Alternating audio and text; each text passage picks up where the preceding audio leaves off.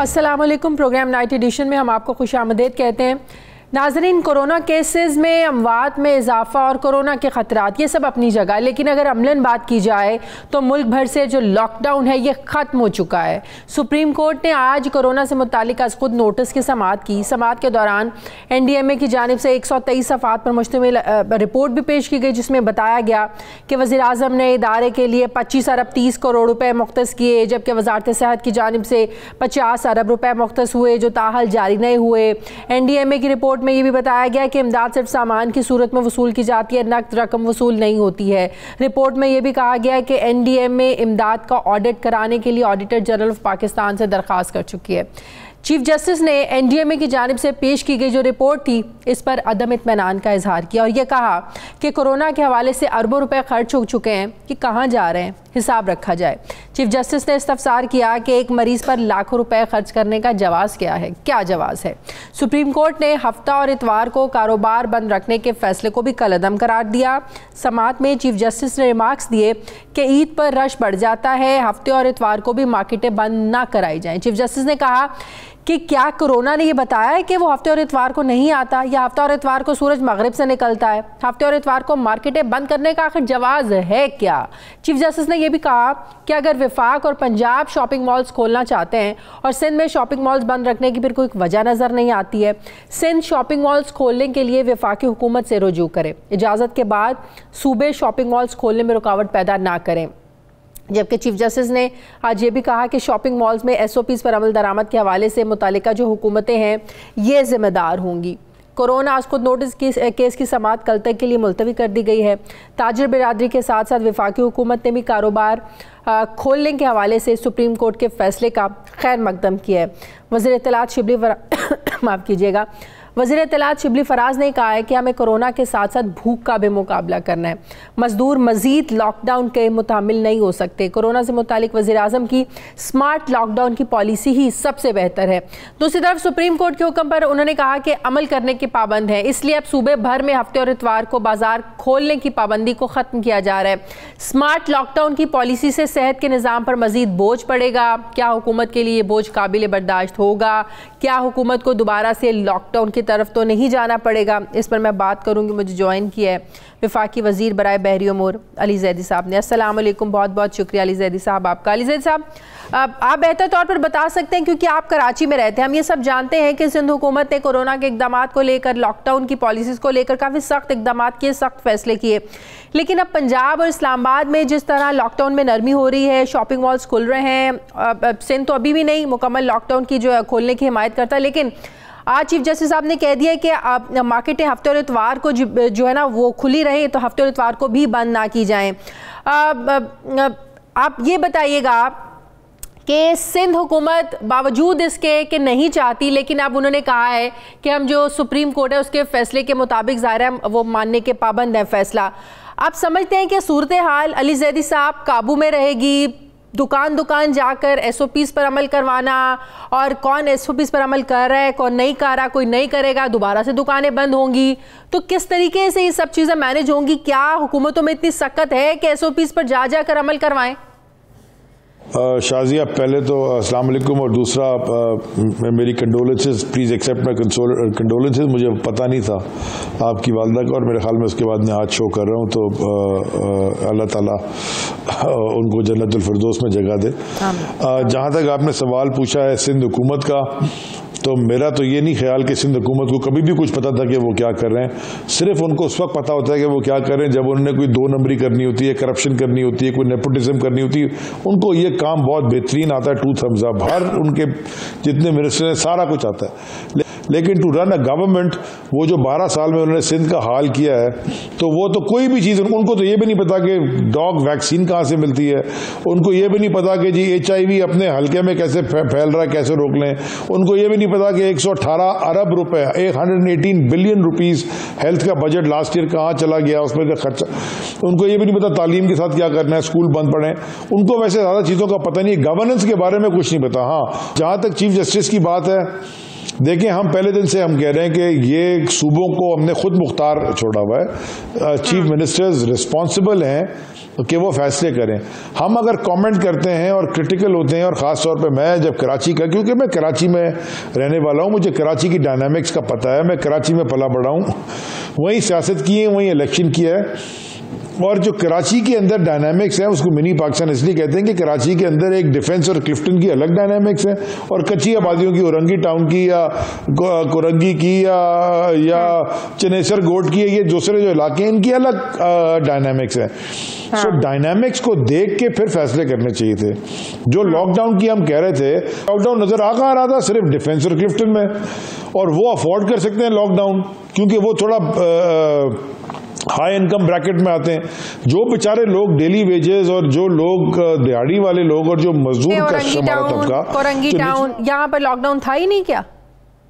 एहसास के जो सेंटर्स में मैं गया था, जो मैं कराची में था, तो मैं कुछ 6 सेंटर्स मैंने विजिट किए। तो एहसास के सेंटर्स तो इन्हीं इलाकों में थे ना। मैं एहसास के सेंटर में जो कोरंगी में गया या औरंगी में गया या कटी पहाड़ी पे गया या नाज़माबाद में गया। नाज़माबाद तो चलो बड़ा अच्छा इलाका है, लेकिन जिन जिन इलाकों में गया उनके आगे पीछे देखिए शाजिया, वहाँ ख़ास तौर पे वहाँ की तो गलियों में बिजनेस एज यूजुअल था। मैंने वहाँ तो लोग घर में एक कमरे में अगर 7 आदमी रह रहे हैं, आप क्या एक्सपेक्ट करती हैं कि वो लॉकडाउन में घर में बैठ जाएंगे? वो आप किस बीमारी में उनको खुदा ना खासा डाल देंगे। बैलेंस करना था हमें कोरोना के बीच में और भूख के बीच में, या बीमारी से मरने से भी बचाना है और भूख से मरने से भी बचाना है। बैलेंस करके चलना था। और ये दुनिया भर की, वर्ल्ड बैंक की, ये सारी इंटरनेशनल एजेंसी, सारों की रिपोर्टें अब आ गई हैं, और वो यही कहती हैं कि जनाब ये इस तरह थर्ड वर्ल्ड कंट्रीज के अंदर lockdown is disastrous than anything else.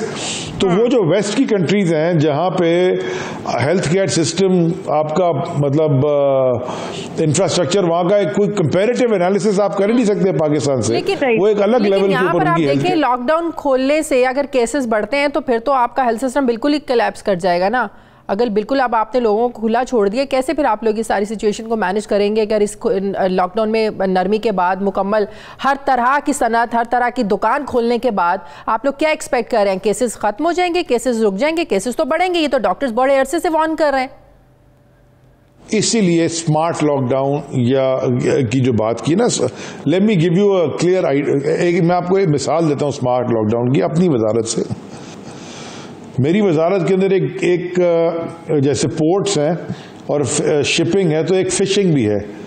18वीं तरमीम के बाद 12 नॉटिकल माइल तक सूबाई टेरिटरी है, 12 नॉटिकल के माइल पूरी कॉन्टिनेंटल शेल्फ तक आपकी वो डीप सी फिशिंग जिसे कहलाते हैं, मरीन फिशिंग, वो फेडरल के अंदर आता है, वो मेरी वजारत के अंदर आता है। तो वो उनका एक सीजन है जो कि जून 5-10 तारीख तक मानसून तक खत्म हो जाता है। अब 40-50 हजार माहीगीर जो कि उनको टेस्ट करके अगर आप समंदर में भेज दें, वो अपनी रोजी रोटी कमा लें, और उनके घर वाले सारे उसी के इसके ऊपर चाल चलाते हैं। अगर आप उनको लॉकडाउन में उनको समंदर के बीच में तो नहीं कोरोना लगने लगा। वो अगर 5-7 आदमी 10 आदमी किश्ती में जाते हैं और उनकी आपने अगर टेस्टिंग करके उनको भेज दिया, तो हमने वो अलाउ कर दिया। हमने कहा कि सिंध गवर्नमेंट के SOPs फॉलो करे, कोस्ट गार्ड और PMSA जो पाकिस्तान मैरीटाइम सिक्योरिटी एजेंसी है, वो उनको अलाउ करे, उनको डीप सी फिशिंग जाने के लिए अलाउ कर दे। यह स्मार्ट लॉकडाउन। लेकिन अगर मैं सारों को उनको बंद कर देता तो 50,000 आदमी का मतलब 50,000। गुलजार अहमद साहब ने आज ये भी रिमार्क्स दिए कि कराची पोर्ट पर अरबों रुपए का सामान पड़ा है जो बाहर नहीं आ रहा। लगता है जो सामान पड़ा हुआ है ना, उसको समंदर में फेंकना पड़ेगा। तो कितना सामान पड़ा है? जबकि स्मार्ट लॉकडाउन हो गया है, तो आहिस्ता आहिस्ता स्ट्रैटेजी को कैसे तब्दील करेंगे? जिन खदशात का इजहार किया है कि इतना सामान जो है वो ज़ाया ना करना पड़ जाए। मैं आपको बताता हूँ, देखिए जी, पोर्ट के ऊपर वजारत ने हमने 2 दफ़ा एक्सटेंशन दी हैं तारीख की। पोर्ट पे 5 दिन का, पहले देखिए पोर्ट में 3 बड़े चार्जेस होते हैं। एक पोर्ट के चार्जेस होते हैं जो पोर्ट अपने चार्जेस लेता है। दूसरा कंटेनर, क्योंकि हम लैंडलॉर्ड कॉन्सेप्ट में है ना, कि इसका मतलब ये कि बिल्डिंग हमारी है और बिल्डिंग के फ्लोर्स हमने आगे रेंट पे दिए हुए, जो रॉयल्टी चार्ज करते हैं कंटेनर उतारने की, जैसे PICT है या KICT है या SAP जो कराची के अंदर पोर्ट KPT में है, और QICT जो कासिम इंटरनेशनल कंटेनर टर्मिनल जो पोर्ट कासिम में है। ये लैंडलॉर्ड कॉन्सेप्ट ये है कि जगह हमारी है, उनने हमसे कंसेशन एग्रीमेंट साइन किया है 25 साल का, और उस कंसेशन एग्रीमेंट के तहत वो हमें हर कार्गो पे, हर कंटेनर पे रॉयल्टी देते हैं हमारे पोर्ट्स को। जो केपीटी में कंटेनर टर्मिनल है वो केपीटी को देते हैं, जो पोर्ट कासिम पे है एक ही कंटेनर टर्मिनल है वो पोर्ट कासिम को देती है।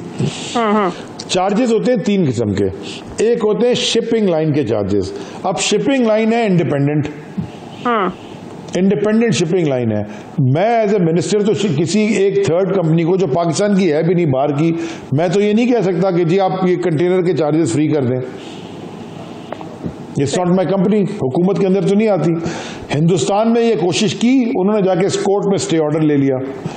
दूसरा चार्ज लगता है टर्मिनल ऑपरेटर का, जो टर्मिनल ऑपरेटर अपने पास उतारता है, और तीसरा चार्ज होता है पोर्ट का। अच्छा, एक और सवाल, एनडीएमए ने आज सुप्रीम कोर्ट में रिपोर्ट जमा करवाई इमदाद के हवाले से। उन्होंने कहा है कि वज़ीर आज़म ने इदारे के लिए 25 अरब 30 करोड़ रुपए मुख्तस किए।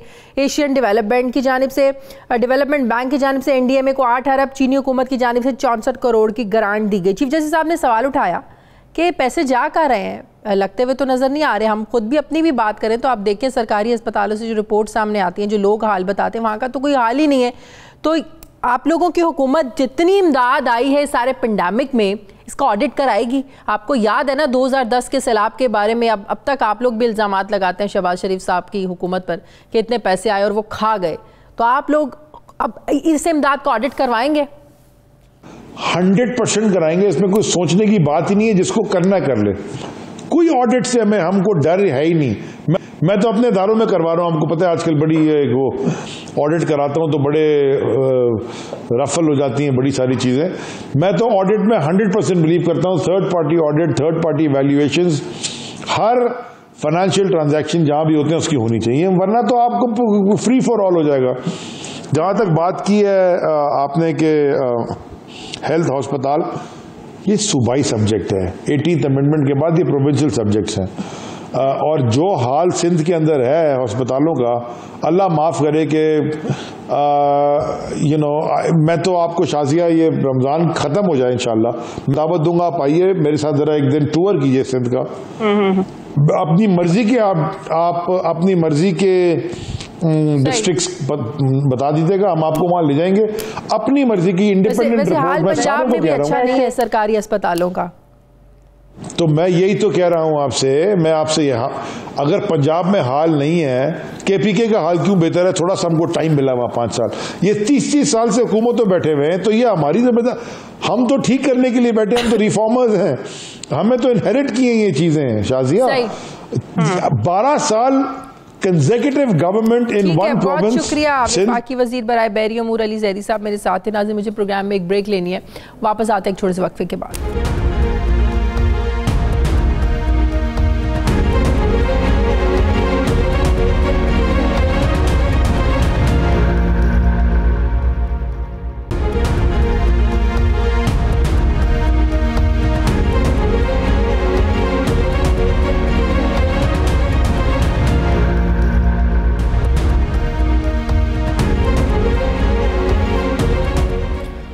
नाज़रीन, हुकूमत नैब का कानून बदलने की बातें कर रही है, तो दूसरी तरफ नून लीग ये मुतालिबा कर रही है कि नैब को ख़त्म किया जाए, तरमीम नहीं इसको ख़त्म ही किया जाए। लेकिन इन सारे बयानात के दरमियान नैब अपना काम करता जा रहा है और रेफरेंसेस में हुकूमती अरकान के साथ साथ नून लीग की क़यादत भी आ रही है। कहा जा रहा है कि नैब ने साबिक वज़ीर आज़म नवाज शरीफ, उनके भाई शहबाज शरीफ और बेटी मरीम नवाज के खिलाफ Chaudhry sugar mills, money laundering और आमदन से ज़ायद असासों के बाद एक और रेफरेंस तैयार कर लिया है। ज़राए का दावा है कि नैब लाहौर ने शरीफ ख़ानदान के खिलाफ जाती उमरा की रिहाइशगाह के लिए रायविंड में सैकड़ों एकड़ ज़मीन गैर कानूनी तौर पर हासिल करने के हवाले से तहकीकात शुरू कर दी हैं, जबकि शरीफ ख़ानदान के खिलाफ नया रेफरेंस जो है ये 7 अरब रुपए से मुतालिक है, जिसे नैब के एग्जीक्यूटिव बोर्ड के इजलास में आइंदा हफ्ते पेश किया जाएगा, जहां चेयरमैन नैब इसे एहतसाब अदालत में दायर करने की मंजूरी देंगे। दूसरी तरफ इस्लामाबाद की एहतसाब अदालत ने तोशाखाना रेफरेंस में साबिक सदर आसिफ अली जरदारी, साबिक वज़ीर आज़म यूसुफ रज़ा गिलानी के साथ साथ नवाज शरीफ को भी 29 मई को तलब किया है। रेफरेंस के मुताबिक इन तीनों साबिक हुक्मरानों पर गैर कानूनी तौर पर गाड़ियां अलॉट करने का इल्ज़ाम है। क्या नए रेफरेंसेस नून लीग के लिए नई मुश्किलात पैदा करेंगे? सवाल ये है कि नैब रेफरेंस पे रेफरेंस तो बनाता जाता है, क्या वो इन्हें साबित भी कर पाएगा? हाई प्रोफाइल केसेस में नैब की रिकवरी का तनासुब बेहतर क्यों नहीं है? इन सब पर मैं बात करूंगी। मुझे ज्वाइन करें मुस्लिम लीग नून के सीनियर रहनुमा राना सनाउल्लाह साहब, और उसके बाद मुझे ज्वाइन करेंगे साबिक प्रोसिक्यूटर नैब माहिर कानून राजा आमिर अब्बास साहब। अस्सलाम वालेकुम, बहुत बहुत शुक्रिया राना साहब आपने ज्वाइन किया। राना साहब, शरीफ ख़ानदान के ख़िलाफ़ एक और रेफरेंस जो है वो नैब ने तैयार किया है। जाती उमरा की रिहाइशगाह के लिए रायविन में रेफरेंस के मुताबिक सैकड़ों एकड़ ज़मीन गैर कानूनी तौर पर हासिल करने के हवाले से नैब ने इन्वेस्टिगेट इस पर करना शुरू कर दिया है। नैब कहता है 7 अरब का नया रेफरेंस है। अहम बात यह है कि इसमें नैब के पास प्रोसिक्यूशन के 10 गवाह भी हैं, 4 वादा माफ गवाह भी हैं शरीफ ख़ानदान के ख़िलाफ़, उन्होंने जो शामिल किए हैं इस सारी इन्वेस्टिगेशन में। आप क्या समझते हैं कितना चैलेंजिंग है ये शरीफ ख़ानदान के लिए नया रेफरेंस? देखें, रेफरेंस जो है ये सारे जो हैं ये कूड़ा रेफरेंस हैं। ये कूड़ादान में फेंकने के अलावा जो है ये और किसी काम नहीं आएंगे। बाकी ठीक है, शहजाद अकबर साहब जो हैं वो अपनी जो है वो कारकर्दगी को छुपाने के लिए वो वादे जो पीटीआई की लीडरशिप ने कौम के साथ किए थे उनसे ध्यान हटाने के लिए जो है वो इस किस्म का ड्रामा जो है ये, यानी 15वीं प्रेस कॉन्फ्रेंस थी उनकी जो उन्होंने कल की है। पौने 2 साल में वो 15 दफ़ा ये ड्रामा जो है जो कर चुके हैं, और इसमें वो जो भी कहते हैं वो यानी कहना उनका कुछ होता है और बाद में हकीकत जो है वो जाके अदालतों में कुछ और ही जो है वो निकलती है।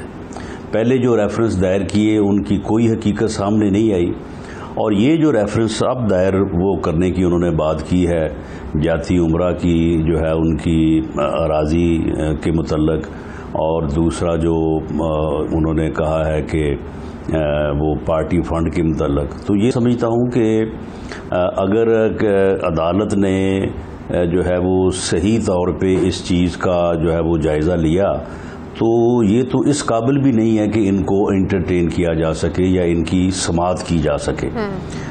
लेकिन एक एहतसाब के नाम पे ड्रामा है। एहतसाब जो है नैब जो है राना साहब, इनके हाथ। आप लोग कहते हैं कि हुकूमत जो है वो अपोजिशन को सियासी इंतकाम का निशाना बना रही है, नैब को एक टूल के तौर पर इस्तेमाल किया जाता है। अगर टूल इसको अपोजिशन कहती है कि हमारे खिलाफ इस्तेमाल किया जा रहा है, लेकिन इत्तेहादियों पर भी जो है ना वो केसेस बन रहे हैं। काफ लीग आपको पता है वो अदालत में चले गए हैं। काफ लीग कहती है भाई 20-20 साल पुराने केस हैं, आप ये कैसे खोल रहे हैं, क्यों खोल रहे हैं आप लोग ये केस? आप लोगों का भी यही मौक़िफ़ है। तो अब आप लोग क्या समझते हैं कि उनसे भी कोई सियासी इंतकाम लिया जा रहा है, आप लोगों से भी सियासी इंतकाम लिया जा रहा है? अगर उनके साथ किया जा रहा है तो क्या ये एक बैलेंसिंग एक्ट है जो करने की कोशिश कर रही है ताकि हुकूमत पर सवालात ना उठे कि सिर्फ ऑपोजिशन को है जो वो निशाना बनाया जा रहा है? देखें, बात ये है कि पाकिस्तान में जो 2-3 चीज़ें बहुत अच्छी हुई हैं उसमें एक तो ये है कि अदलिया जो है वो किसी हद तक, मैं किसी हद तक का जो लफ्ज़ है वो मैं बिल्कुल इस्तेमाल करूँगा कि वो इंडिपेंडेंट है। जजेस को हरासा तो किया जाता है और उसकी मिसालें आपके सामने मौजूद हैं, लेकिन बहरहाल जुर्रतमंद जजेस मौजूद हैं जो मेरिट के ऊपर फैसला करने की भरपूर जो है वो कोशिश करते हैं। दूसरा ये है कि मीडिया जो है, मीडिया एक आज़ादी का वो लेवल हासिल कर चुका है कि तमाम तर एडवर्स यानी एक्टिविटीज़ के, हथकंडों के जो है वो मीडिया जो है वो उस हद तक जो है वो काबू नहीं आ रहा है इनके। इसलिए मीडिया में जब लान तान होती है, जिस तरह से अब जो इन्होंने प्रेस कॉन्फ्रेंस की है परसों, तो उसके ऊपर जो इनकी दुर्गट बन रही है और सोशल मीडिया पे तो उसे फिर इनको जो है उसको बैलेंस करना पड़ता है। और उसके लिए इन्होंने पहले 2 बंदे ढूंढे थे, अपना अलीम खान और सब्तैन खान, उनको इन्होंने इस्तेमाल किया। उनके चक्कर में जो है वो हमारे इन्होंने को 10-15 बंदे जो है वो पकड़े। अब ये और लोगों को पकड़ना चाहते हैं तो उसके लिए बड़ा ज़रूरी है, वरना नहीं तो लान तान बहुत होगी और पब्लिक रिएक्शन होगा। तो उसके लिए पहले तो उन्होंने फ़ैसला किया था जहांगीर तरीन का कि तगड़ा बंदा जो है वो बड़ा बंदा पकड़ते हैं अपना, और उसके बाद जो है वो फिर इनके बंदे पकड़ेंगे तो फिर बिल्कुल हर चीज़ जो है वो बैलेंस हो जाएगी। लेकिन वो जहांगीर तरीन साहब का मामला जो है वो थोड़ा सा जो है वो ख़तरनाक हो गया। अब उससे पीछे हट के इन्होंने फिर कोशिश की थी अपना चौधरी परवेज़ इलाही की। अब चौधरी परवेज़ इलाही भी जो है वो इनसे बच निकला है, वो अदालत में चला गया है। अब ये कोई गुलाम सरवर खां जैसा कोई बंदा ढूंढेंगे इधर उधर से, और उसको ये पकड़ेंगे, लाजमी पकड़ेंगे, और उसके बाद जो है वो अपोजिशन के उधर से एक पकड़ेंगे, अपोजिशन के जो है वो 4-5 पकड़ेंगे। तो ये इनका एक आम बात ये काफी वाले कहते हैं भाई हमारे पास तो स्टैंडिंग ऑफर है, तो लेकिन हमने भी देखा कि ख्वाजा बरादरान की मुलाकात हुई चौधरी परवेज़ इलाही साहब से, शुजात साहब से। अंदर खाते कि वाकई कोई प्लान बनने के मुस्तकबिल में कोई इत्तेहाद हो सकता है, काफ लीग और नून लीग को इकट्ठे हो सकते हैं। और अंदर खाते ये भी कहा जा रहा है कि हुकूमत को इस बात से खतरा भी है कि काफ लीग अगर आप लोगों के साथ मिल गई तो पंजाब में बुरा हाल हो जाएगा उनका। देखें, मैं बतौर in capacity of Rana Sanaullah MNA नहीं, मैं बीइंग प्रेसिडेंट पंजाब PMLN ये बात कह रहा हूँ कि हम किसी किस्म की इस किस्म की साजिश में शरीक नहीं हैं। हम कोई जो है वो ना क्यू लीग से, ना क्यू लीग ने हमारे साथ कोई बात की है, ना हमने उनके साथ बात की है, ना किसी और के साथ बात की है। हम बिल्कुल इस किस्म की किसी जो है वो साजिश में या इस किस्म की किसी गुफ्तगू में जो है वो इन्वॉल्व नहीं है।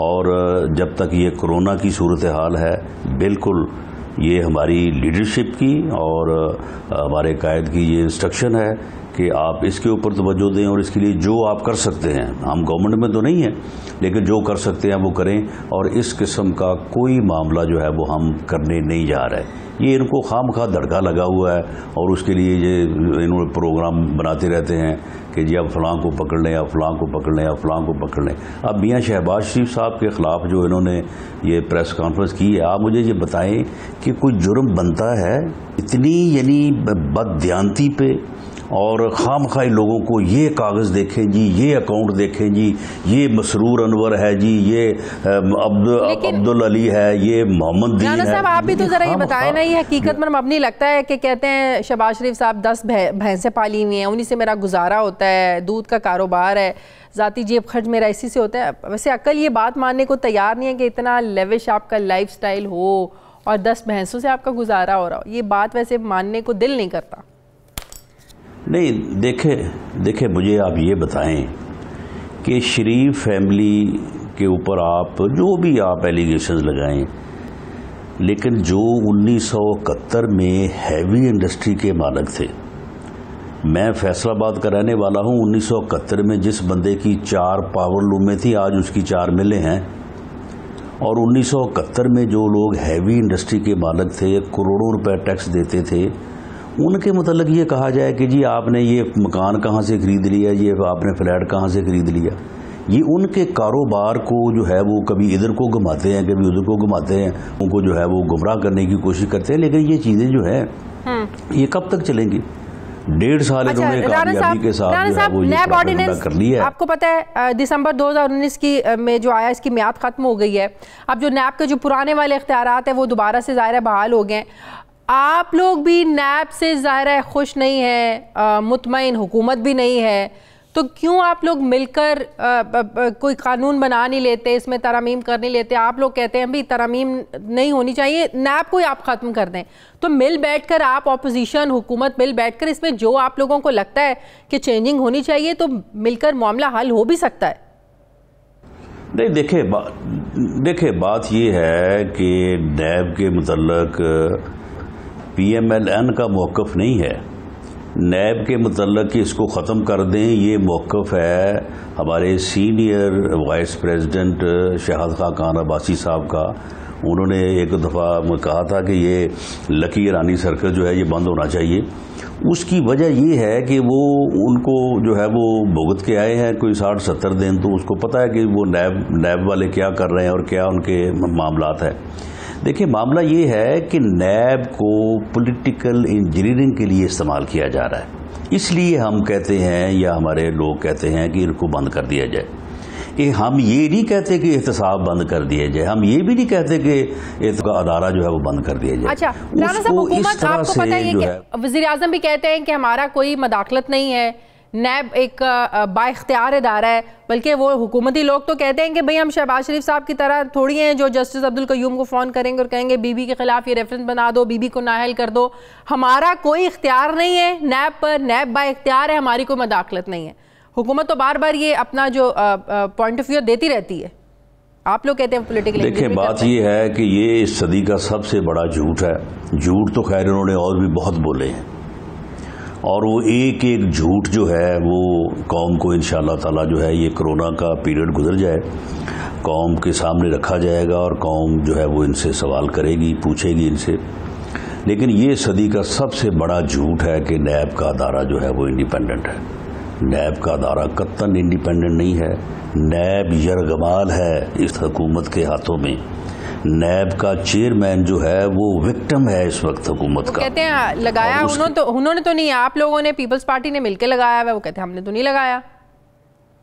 नहीं, जिसने भी लगाया हो, अब उसके बाद जो फिर उसके साथ सलूक हुआ और जिस तरह से उसको फिर मलाइन किया गया और फिर कहाँ पे आके कौन सी बात जो है वो तय की गई, वो तो हमने नहीं ना किया, ना वो आपने किया है। तो मामला ये है कि वो तो इस वक्त इनका विक्टिम है। उसको फ़ोन उठा के कहते हैं कि जी फलां को पकड़ें, फलां को पकड़ें, फलां को पकड़ें। अगर नहीं पकड़ेंगे तो फिर हमारे पास ये चीज़ पड़ी है, ये चीज़ पड़ी है, वो चीज़ पड़ी है। ये तो एक ओपन सीक्रेट है। ये तो आम नैब के लोग बातें करते हैं, बाकी आम लोग बातें करते हैं, आप लोगों को भी मालूम है। हाँ जी, हम लोग भी ये सवाल उठाते हैं राना साहब कि नैब इन्वेस्टिगेशन करता है, 2-2, 4-4 महीने जेलों में रखता है, लेकिन फिर बाद में जमानत हो जाती है। नैब कोई जो है ना वो सबूत नहीं लेकर आता है। नैब उस तरीके से केस को परसू नहीं कर पाता, केस कमज़ोर बनाए जाते हैं। तो ये सवाल तो हम उठाते हैं कि 6-6 महीने जेल में रखने के बाद अगर जमानत मिल जाती है तो नैब की कारकर्दगी पर एक बहुत बड़ा सवाल है। ये सुन लें, मेरी बात सुन लें आप, यानी मियाँ शहबाज शरीफ साहब को एक तरफ कर दें। मियाँ शहबाज शरीफ साहब जो हैं वो पता नहीं उनके वकला उनको क्या मशवरा देंगे, वो क्या मौक़िफ़ इख्तियार करेंगे, वो उनकी अपनी मर्जी है। आप मुझे ले लें, मेरे ऊपर ये इल्ज़ाम है कि मैंने अपने एक मुलाज़म जिसकी तनख्वाह 18,000 रुपये उसके नाम पे अकाउंट खोला है, और उस अकाउंट में मेरे दोस्तों ने, पार्टी के लोगों ने मुझे, ए ने, बी ने, सी ने, जेड ने मुझे पैसे दिए, चेक दिए, वो मैंने उस अकाउंट में कैश करवा लिए। उसके बाद वो पैसे जो है वो निकलवा के मैंने अपनी सियासत पे या अपनी ज़ात पे या किसी जगह पे जो है वो खर्च कर लिए। आप मुझे बताएं कि इसमें जुर्म क्या है? सही, ठीक है, बहुत शुक्रिया, बहुत शुक्रिया। मुस्लिम लीग नून के सीनियर रहनुमा राना सनाउल्लाह साहब मेरे साथ थे। अब मुझे ज्वाइन किया है राजा आमिर अब्बास, साबिक प्रोसिक्यूटर नैब, माहिर कानून। अस्सलाम वालेकुम, बहुत शुक्रिया राजा आमिर अब्बास साहब। आमिर अब्बास साहब, आजकल फिर से एक बार ये सवालात उठना शुरू हो गए हैं कि नैब जो है, हम देखते हैं बड़े हाई प्रोफाइल केसेस पर हाथ डालता है, उनको पकड़ता है, गिरफ्तारियां होती हैं, 2-2, 4-4, 6-6 महीने उनको अंदर रखते हैं, इन्वेस्टिगेशन होती है, निकलता कुछ नहीं है।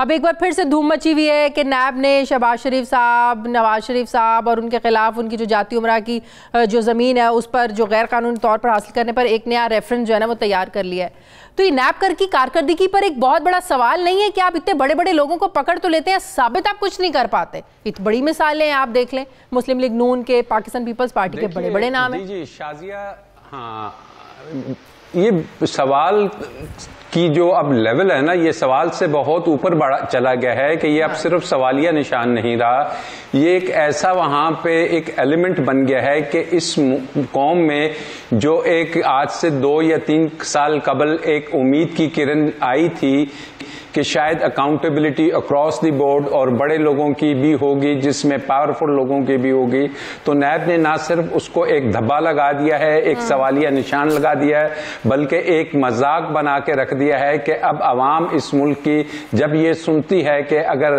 जरदारी के खिलाफ, शहबाज शरीफ के खिलाफ या किसी भी शख्स के खिलाफ कोई नया रेफरेंस बन गया है, तो वो यही समझते हैं कि ये एक ऑप्टिक्स की हद तक हुआ है।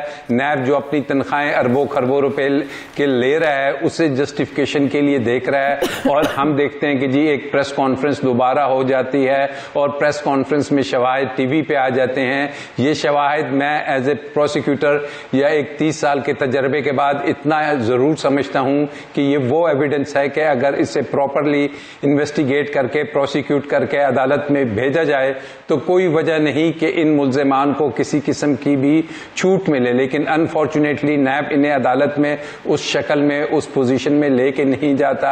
शहबाज शरीफ साहब का बस एक ये बना देते हैं कि जनाब एहतसाब क्या आपने सिर्फ शहबाज शरीफ या इस किस्म की चीजों के साथ रफीक या अगर आप देख लें कि जी जरदारी, इसके अलावा कोई एहतसाब नहीं होना जरूरी है। जब आप किसी पर केस बनाते हैं तो आप ये चीज कौन तय करेगा? जब बहुत बड़े बड़े इल्ज़ाम लगाते हैं, जिस पर इल्ज़ाम लगता है, फॉर एग्जांपल नवाज शरीफ साहब पर इल्ज़ाम लगाते हैं, वो कहते हैं भी हमारा काम नहीं, आपने इल्ज़ाम लगाया आप साबित करें। नैब कहता नहीं आप पर इल्ज़ाम है, आप साबित करेंगे आपने चीज़ कैसे खरीदी, कहाँ से खरीदी। ये चीज़ें तय करने की ज़रूरत है। नैब कवानीन में तरमीम की जो बात हो रही है, इन चीज़ों को डिस्कस करने की, फोकस करने की ज़रूरत है। अभी तो कोई ना सबूत देने को तैयार है, ना कोई ढूंढने को तैयार है। देखिए शाजिया, बात यह है कि नैब में तरमीम मुझे तो नजर नहीं आता किसी भी तरीके से मुमकिन हो, क्योंकि अपोजिशन चाहेगी कि ऐसी तरमीम की जाए कि नैब को एक बिल्कुल खत्म और टूथलेस अदारा बना दिया जाए। और हुकूमत शायद इतनी सीरियस ही नहीं कि कोई इस किस्म की तरमीम की जाए। अब बात यह है कि जो मौजूदा कानून है उसमें ये चीज बड़ी क्लियर है। ये जो बात कर दी जाती है आके कि जनाब हमें किसी ने पैसे दिए, हमने इस्तेमाल कर लिए, तो इसमें क्या हर्ज है, ये ऐसे नहीं है। जब आप पब्लिक ऑफिस होल्डर हैं, अगर आप 3 दफा के वजीर आला हैं, अगर आप वजीर आजम रह चुके हैं, तो फिर अगर आपके पास पैसा आता है तो नैब का सेक्शन 14 है, वो ये बड़ा क्लियरली कहता है कि आपने बताना है कि ये इसकी जस्टिफाइबल सोर्स क्या है, ये आपके एसेट्स जो बने हैं ये कहां से बने हैं। तो ये कानून ना सिर्फ नैब में क्लियर है, दुनिया भर में ये कवानीन इंग्लैंड में मौजूद है कि जी अनडिक्लेयर्ड वेल्थ ऑर्डर अभी 2018-19 में आया, उसमें वो कहते हैं कि पब्लिक ऑफिस होल्डर बताएगा कि उसके पास अरबों खरबों कहां से आए हैं। लेकिन हमारे यहां नैब वो पूछने के लिए तैयार ही नहीं कि एक रेफरेंस अदालत में पड़ा रहता है। यही शहबाज शरीफ की जमानतें हो गई, यही शहबाज शरीफ वो जो कॉन्विक्ट मियां नवाज शरीफ हैं उन्हें लेके गए, उनके गारंटर बने। नैब ने इनसे ये नहीं पूछा कि बताइए आप हमारा मुल्जिम लेके गए थे, आपने उसे वापस लाना था, आपने एक वो बॉन्ड भरा था। आप अदालत में नैब जाती और कहती कि शहबाज शरीफ से पूछा जाए कहां है मियां नवाज शरीफ। तो बात वही है कि नैब ने एक ऑप्टिक्स करना है। कभी उसने कहना है कि जैसे शेख रशीद कहता है कि जनाब अभी इसके बाद ईद के बाद तो पता नहीं टार्जन बन जाएगी। ना नैब ने टार्जन बनना है, ना यहाँ पे किसी किस्म के झाड़ू चलने हैं। नैब ने इसी अंदाज में अकाउंटेबिलिटी के प्रोसेस को बीट करना है। डायरेक्शन कहें, जो ऑपोजिशन तो कहती है ना एज ए टूल यूज कर रही है गवर्नमेंट। बात यह है कि नैब की कमजोरी भी है, नैब के अंदर कैपेसिटी का भी इश्यू है, और सबसे बड़ी बात होती है एक विल की। सबसे बड़ी बात होती है कि अगर आपने एहतसाब करना है तो फिर आप ये नहीं कहते हवाओं का रुख बदलेगा। अगर आपने एहतसाब करना है तो आप मीडिया पे नहीं आते, आप उस शख्स को अरेस्ट करते हैं, आप अपना केस मजबूत करते हैं। अगर आपने एहतसाब करना होता है तो फिर बात यह है कि वो ये जो तरीक़ाकार है नैब की तरफ से, ये कतन हम अब हर कोई जान चुका है कि ये एक मजाक की हद तक ये नैब का सारा सिस्टम बन चुका है। आप इन सियासतदानों से हट जाइए। एहतसाब अगर आपने करना है तो वो किधर है, IPPs किधर हैं, वो इतने बड़े स्कैंडल्स जो अभी मौजूदा आ रहे हैं उसमें नैब ने आंखें क्यों बंद की हुई हैं, क्यों नजर नहीं आ रहा इसको गंदम का, चीनी का और IPPs के इतने बड़े बड़े स्कैम्स, ये कार्टेल्स, ये माफिया। एक चीज मैं समझना चाह रही हूँ, मैं एक सवाल पूछना चाह रही हूँ। अभी जो तोशाखाना रेफरेंस इसमें जरदारी साहब को, गिलानी साहब को, नवाज शरीफ साहब को 29 मई को तलब किया हुआ है, जरा ये बताइएगा जब आपको सरकारी सतह पर कोई तोहफे मिलते हैं, बाहर से गाड़ियाँ मिलती हैं और बड़े बड़े तोहफे मिलते हैं, इस कानून क्या कहता है कि आप इसको ले सकते हैं, पूरी कीमत पर ले सकते हैं? क्योंकि इन पे तो रेफरेंस लिए बने ना कि सस्ते दामों ले ली, इतनी महंगी महंगी लग्जरी गाड़ियां उन्होंने बड़े सस्ते दामों ले ली। कानून क्या कहता है, आप ले सकते हैं, पूरी कीमत पर ले सकते हैं या ले ही नहीं सकते? देखिए, तोशा खाना का जो केस है वो एक तरीके से बड़ा मजबूत केस है कि उसमें एक दफा तो ये पब्लिक ऑफिस होल्डर ही नहीं थे, और फिर जो पैसा जिन्होंने जमा कराया, एक तो उसकी जो कीमत है, लागत है, वो बहुत कम कस्टम के उसमें हुई, और फिर अनफॉर्चुनेटली वो जो कस्टम के पैसा पे हुआ, वो जो टैक्सेशन की मद में टैक्सेस पे हुए, वो भी इन्हीं जाली अकाउंट्स में से पैसा आता और इन्हीं से वो जाके पेमेंट हुई गाड़ियों की। तो ये ऐसे केसेस हैं कि जो कि काफी strong open and shut cases हैं। तो इन केसेस को फिर नैब ने सिर्फ अगर टीवी पे करना है या बुला लेना है, इसमें अब बुलाने की कोई इतनी बड़ी रॉकेट साइंस नहीं है। सिंपली ये 2 या 4 रोज का केस है जिसको महीनों सालों ये ड्रैग करते हैं, और अनफॉर्चुनेटली अदालतों में वो फिर 2-2, 3-3, 4-4 साल चलता है, एविडेंस खत्म हो जाता है। अगर ये पूरी कीमतों पर लेते हैं, रकम अदा करते हैं, तो ये रेफरेंस ना बनता। सवाल मेरा ये है कि ले सकते हैं, पूरी कीमत आपको अदा करना होती है? देखिए, पूरी कीमत आप अदा कीजिए, भले से ले लीजिए, लेकिन जेब से अदा कीजिए। अच्छा। और जब आप पब्लिक ऑफिस होल्डर हैं तो आप बताएंगे कि ये जो रकम मैं दे रहा हूं, ये मैंने फलानी जगह से कमाई है, मेरे फलानी किराए में आई है, मेरी जमीन की पैदावार से आई है। ये नहीं कि वो भी ओमनी के अगर अकाउंट से आ रही है तो फिर उसका ये जवाब नहीं बनेगा, और देखा जाएगा कि क्योंकि रकमें वहीं से उन्हीं जाली अकाउंट, फेक अकाउंट से आके ये पेमेंट्स भी हो रही हैं। तो ये चीजें अब छोटे केसेस हैं, यहां पे अरबों खरबों के केसेस में जो पापड़ वाला, वो दूसरा पकौड़े वाला, ये सब कुछ खत्म होता हुआ हमें नजर आ रहा है। तो ऐसी सूरत हाल में ये टीटियां आप देखेंगे, रोज इतनी टीटीज दिखाते हैं, इतना पैसा लैंड हो रहा है। वो मरियम बीबी के जो शेयर आए थे किसी 3 फॉरेनर्स के अरबों रुपए के, वो एक हफ्ता वो चला, उसके बाद खामोशी हो गई। तो इस किस्म के एहतसाबी अमल से हुकूमत को शदीद नुकसान पहुंच रहा है। शुक्रिया। साबिक प्रोसिक्यूटर नैब माहिर कानून राजा आमिर अब्बास साहब मेरे साथ थे। मुझे प्रोग्राम में एक ब्रेक लेनी है, वापस आते हैं छोटे से वक्फे के बाद।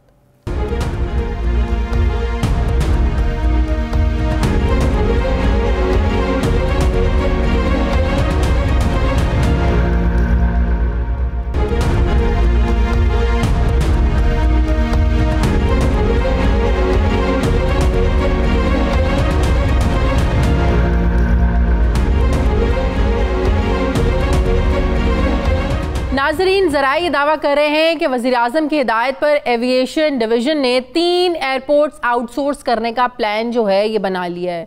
वज़ीर-ए-आज़म ने दिसंबर 2019 में बोर्ड ऑफ इन्वेस्टमेंट को हिदायत की थी कि एयरपोर्ट्स आउटसोर्सिंग को कामयाब बनाने के लिए सरमायाकारों को पुरकशिश मराहत फराहमी का जो है ना वो जायज़ा लिया जाए। वज़ीर-ए-आज़म ने मुआविन खुसूसी बराए समंदर पार पाकिस्तानी जुल्फ़ी बुखारी को यह हिदायत की थी कि अमीर कतर से बात की जाए, क्योंकि कतर पाकिस्तानी एयरपोर्ट्स हासिल करने में खासी दिलचस्पी रखता है। ज़राए से मिलने वाली दस्तावेज़ात के मुताबिक जॉइंट वर्किंग ग्रुप की सिफारिशात की रोशनी में पहले मरहले में सिर्फ इस्लामाबाद एयरपोर्ट आउटसोर्स करने का फैसला किया गया है। इसके बाद फिर सरमायाकारों की दिलचस्पी देखने के बाद जिना इंटरनेशनल एयरपोर्ट कराची और अल्लामा इकबाल इंटरनेशनल एयरपोर्ट लाहौर को बेहतर कीमत पर आउटसोर्स किया जाएगा। आपको हम ये भी बताएं कि फरवरी 2017 और जुलाई 2017 में पाकिस्तान मुस्लिम लीग नून की हुकूमत ने तीनों बड़े एयरपोर्ट्स को आउटसोर्स करने के लिए बड़ी कोशिशें की थी, जिसमें एयरपोर्ट का ऑपरेशन भी शामिल था। उस वक्त 35 से ज़ायद कंपनियों ने दरखास्तें भी जमा करवाई थी, मगर सॉवरेन गारंटी की सहूलत ना होने की वजह से सरमायाकार पीछे हट गए थे। जबकि अब तहरीक इंसाफ की हुकूमत ने माहिरीन के तहफ़्फ़ुज़ात और लाहौर हाई कोर्ट के फैसले के बायस एयरपोर्ट्स का ऑपरेशन आउटसोर्स करने का जो फैसला ये तर्क कर दिया, और एविएशन डिवीज़न की सिफारिशात की रोशनी में इस्लामाबाद एयरपोर्ट का टर्मिनल और अराजी आउटसोर्स करने की तैयारी जो है ये मुकम्मल कर ली गई है। एविएशन डिवीज़न ने विफाकी काबीना को 4 ऑपरेशन जो है ऑप्शन जो है ना वो फराम किए हैं। मास्टर रिटेलर्स और एडवर्टाइज के लिए 13.75 अरब रुपए 10 साला रिजर्व प्राइस का तखमीना लगाया गया। इसी तरह इस्लामाबाद एयरपोर्ट की अराजी 50 साल के लिए लीज पर देने से कम 16.82 अरब रुपए का रेवेन्यू हासिल हो सकता है। एविएशन डिवीजन ने दूसरे मरहले में कराची और लाहौर एयरपोर्ट आउटसोर्स कर जो है ना वो किया जाएगा। पेपर रूल्स के तहत बिडिंग होगी, लाइसेंस याफ्ता कंपनी बोली में शरीक हो सकेगी। एविएशन डिवीजन की समरी पर विफाकी काबीना कल फैसला करेगी। ब्यूरो चीफ इस्लामाबाद सुहेल भट्टी ने मुझे ज्वाइन किया। बहुत शुक्रिया सुहेल भट्टी आपका। सुहेल भट्टी, जब आउटसोर्स की बात करें तो जहन में एकदम से निजकारी का भी जो है ना वो जहन में आता है कि कहीं ये प्राइवेटाइज तो नहीं होने जा रहा। तो जरा ये बता दें हमारे नाजरीन को, आउटसोर्स और निजकारी में इसमें फर्क है ना, और इनकी कानूनी हैसियत क्या है जो हम आउटसोर्स करने जा रहे हैं? देखिए, ये निजकारी बिल्कुल नहीं की जा रही, ये आउटसोर्स किया जाएगा। आसान लफ्ज़ों के अंदर इस्लामाबाद एयरपोर्ट को पहले मरले में ठेके पर देने का फ़ैसला किया गया। जब किसी वफाकी हुकूमत की किसी असासे को अगर प्राइवेटाइज़ कर दिया जाता है तो फिर वो असासा एक मखसूस कंपनी की मलकियत हो जाती है। यहाँ पर मामला जो इस्लामाबाद एयरपोर्ट या दीगर जो हमारे बड़े एयरपोर्ट्स हैं, बिलखसूस Jinnah international airport, Allama Iqbal international airport, जब मुस्तकबिल में इनको आउटसोर्स किया जाएगा तो इनकी मलकियत वफाकी हुकूमत की ही रहेगी। सालाना बुनियादों के ऊपर हुकूमत उनसे एक रेवेन्यू हासिल करेगी, उसके अंदर मुद्दत का मुतय्यन होगी। जैसा कि नाइट एडिशन को मसूल होने वाली दस्तावेज़ के मुताबिक ये सिलसिला काफ़ी सालों से शुरू था। 2017 में बिलखसूस इसमें काफ़ी कोशिशें की गई लेकिन कोई कामयाबी नहीं मिल सकी थी। फिर वज़ीर-ए-आज़म इमरान खान ने ये इनिशिएटिव लिया कि पाकिस्तान के अंदर उस सेहत को फ़रोग देना चाहते थे। प्राइम मिनिस्टर इमरान खान ये समझते हैं कि एयरपोर्ट के ऊपर बेहतर सहूलियात दस्तयाब होनी चाहिए और उसके साथ साथ पाकिस्तान के बड़े एयरपोर्ट्स के ऊपर खतीर रेवेन्यू कमाने का पोटेंशियल मौजूद है, लेकिन सिविल एविएशन अथॉरिटी ये पोटेंशियल अवेल नहीं कर पा रही, रेवेन्यू उस तरह से जनरेट नहीं हो पा रहा। लिहाजा ये फैसला हुआ कि इंटरनेशनल इन्वेस्टर्स को मराद दी जाएं और उन मराद की रोशनी में वो जो कंपनीज को बिडिंग के जरिए से विन करेगी वो 10 साल के लिए इस इस्लामाबाद एयरपोर्ट को उसको मेंटेन करेगी। वहाँ पर ड्यूटी फ्री शॉप्स, वहाँ पर दीगर फैसिलिटीज़, दीगर सर्विसेज, कमर्शियल एक्टिविटीज़ सारी उस कंपनी के जिम्मे होगी। इस्लामाबाद इंटरनेशनल एयरपोर्ट की बात करें, उसकी रिजर्व प्राइस भी फिक्स कर दी गई है एविएशन डिवीज़न की जानिब से, जिसके अंदर तमाम रेलेवेंट स्टेक होल्डर की मशावरत भी शामिल है, जो कि 13 अरब 75 करोड़ पे है। इसके अलावा जो इस्लामाबाद एयरपोर्ट की अराजी है उसे भी लीज पर देने की असूली तौर पर फैसला किया जा चुका है, वहां से भी अरबों रुपए का रेवेन्यू हासिल होगा। एविएशन डिवीजन ने ये समरी वफाकी काबीना को अरसाल की है, जो कल वफाकी काबीना के इजलास में पेश की जाएगी और वहां वफाकी काबीना को सारा कंपैरिजन बताया जाएगा कि यहां पर इस्लामाबाद इंटरनेशनल एयरपोर्ट पर कितना पोटेंशियल मौजूद है। कतर के अलावा और ममालिक भी दिलचस्पी रखते हैं इसमें, या सिर्फ कतर ही पहले मरहले में इसमें आउटसोर्स करेंगे कतर कोई? देखिए, अगर हम 2017 की बात करें तो मुख्तलिफ 35 गैर मुल्की कंपनियों ने इसके अंदर दिलचस्पी का इजहार किया था, लेकिन उस वक्त इस्लामाबाद एयरपोर्ट या दीगर एयरपोर्ट का ऑपरेशन भी आउटसोर्स करने का उसमें उस टेंडर डॉक्यूमेंट्स का हिस्सा था। लेकिन बहुत से माहिरीन ने सिक्योरिटी पॉइंट ऑफ व्यू से खदशात का इजहार किया था और उसके बाद लाहौर हाई कोर्ट में इस मामले को चैलेंज किया गया था, जिसके बाद अब पाकिस्तान तहरीक इंसाफ की हुकूमत ने एयरपोर्ट का ऑपरेशन अपने पास ही रखने का फैसला किया है और एयरपोर्ट के ऊपर जो दीगर कमर्शियल एक्टिविटीज़ हैं, दीगर सर्विसेज हैं, उनको सिर्फ आउटसोर्स किया जाएगा।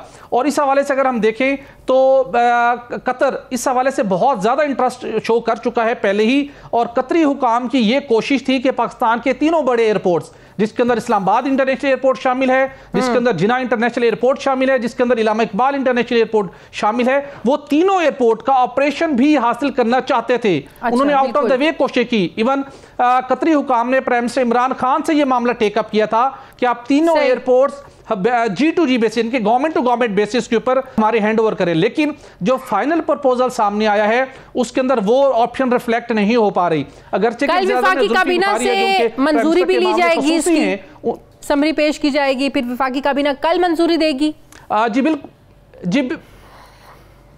जी बिल्कुल, क्योंकि दिसंबर 2019 में प्राइम मिनिस्टर ने बोर्ड ऑफ इन्वेस्टमेंट को हिदायत की थी कि आप जो इन्वेस्टर्स हैं उनको कुछ मजीद उनके लिए मराद का तयन करें और ऐसा तरीक़ेकार वज़ा करें जिसके नतीजे में ये जो आउटसोर्सिंग का प्लान है सक्सेसफुली एग्जीक्यूट हो सके। तो अब वो प्लान, हतमी प्लान तैयार हो चुका है, जिसकी दस्तावेज नाइट एडिशन को एक्सक्लूसिवली मसूल हुई हैं और कल वहां पर 4 ऑप्शंस पेश किए जाएंगे वफाकी काबीना के सामने, जाके प्राइम मिनिस्टर इमरान खान का जो विजन है कि पाकिस्तान के अंदर इंटरनेशनल जो टूरिस्ट है उनको अट्रैक्ट किया जाए और जो लोग यहाँ पर आए वो पाकिस्तान का एक बेहतर इमेज लेके जाएं। जितने टूरिस्ट आते हैं सबसे पहले कंट्री का जो इमेज होता है, जो फर्स्ट इंप्रेशन होता है, वो एयरपोर्ट पे उनको एयरपोर्ट के ऊपर मिलता है। बहुत शुक्रिया सुहेल आपका। नाज़रीन, हमारे आज के प्रोग्राम का एडिटोरियल। नाज़रीन, पाकिस्तान पीपल्स पार्टी अपोजिशन की दूसरी बड़ी सियासी जमात है, जो कि 4 बार मुल्क में जब हुकूमत कर चुकी है, जबकि सिंध के अंदर हम देख रहे हैं मुसलसल तीसरी बार उनकी हुकूमत है।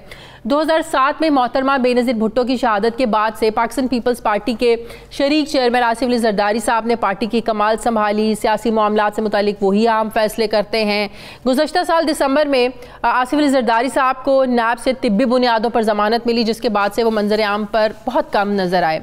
उससे पहले हम देखते थे कि उनकी बीमारी से मुतालिक अपडेट्स आती रहती थी, फिर अस्पताल से, उनके घर से, खासकर उनकी फैमिली के साथ बड़ी तस्वीरें जो थी वो मीडिया पर सामने आ जाती थी। लेकिन पिछले 2 महीनों से हम देख रहे हैं कि जरदारी साहब की कोई तस्वीर सामने नहीं आई है, कोई फुटेज मीडिया को जारी नहीं की गई है, ना ही वो खुद मंजर आम पर आए हैं।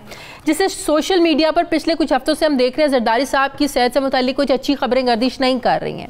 पाकिस्तान पीपल्स पार्टी के सीनियर रहनुमा फारूक एच नाइक ने ऐसी तमाम खबरों की तरदीद की और कहा है कि जरदारी साहब जो कोरोना की वजह से है, जो वो घर में हैं, उन्हें कई बीमारियां हैं, उन्हें कमर की तकलीफ है, उनके हाथ कामते हैं। हमारी दुआ है कि अल्लाह पाक जरदारी साहब को जल्द अज जल्द जो है वो सेहतयाब करे। लेकिन पाकिस्तान पीपल्स पार्टी को भी चाहिए कि वो पहले की तरह अस्पताल से सही या उनके घर से, खासकर उनके बच्चों के साथ कोई तस्वीर जो है वो मीडिया पर लेकर आएँ, कोई फुटेज मीडिया पर लेकर आएँ, ताकि सोशल मीडिया पर जो गर्दिश करती अफवाहें हैं ये दम तोड़ सके। नहीं तो आने वाले दिनों में ज़्यादा तशवीश लोगों में बढ़ती जाएगी और ये ऐसे सवालात ज़्यादा उठेंगे। और ख़ासकर पाकिस्तान पीपल्स पार्टी के जालों में जो पाई जा रही है इस वक्त बेचैनी, उसको ख़त्म करना भी बहुत ज़्यादा ज़रूरी है। नाज़रीन, ये था हमारा आज का प्रोग्राम के लिए आप हमें फ़ीडबैक ज़रूर दीजिएगा। मेरी आपसे मुलाकात होगी कल। अपना ख्याल रखिएगा। मुझे इजाज़त दीजिए। अल्लाह हाफ़िज़।